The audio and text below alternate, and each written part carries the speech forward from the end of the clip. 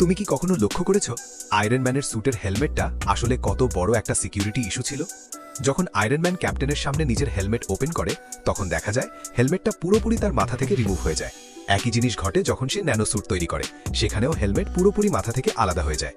কিন্তু ওই সিনে যখন হক এসে তার অ্যারো শুট করে ক্যাপ্টেনের হাতের ওয়েবটা ব্রেক করে দেয়, তখন আয়রন ম্যান অ্যারোটাকে দেখে একদম শক হয়ে যায় এবং সাথে সাথে নিজের মাথা হেলমেট দিয়ে কভার করে ফেলে। কারণ এইভাবে যদি হেলমেট ওপেন থাকে তাহলে যে কেউ খুব সহজেই পেছন দিক থেকে আয়রন ম্যানের খোলা মাথায় অ্যাটাক করতে পারে, যেটা সে আগে থেকে সেন্সও করতে পারবে না। এরপর অ্যাভেঞ্জার্স ইনফিনিটি ওয়ারে দেখা যায় যখন গার্ডিয়ানরা অ্যাভেঞ্জার্সদের দিকে বোমা থ্রো করে তখন আয়রন ম্যান সেই বোমাটাকে সামনে আসার পরেই শুধু সেন্স করতে পারে।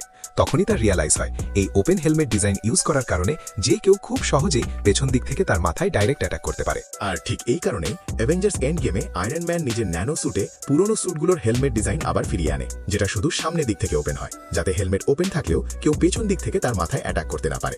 আর তুমি তো জানোই আয়রন ম্যান সব সময় নিজের ভুল থেকেই শেখে।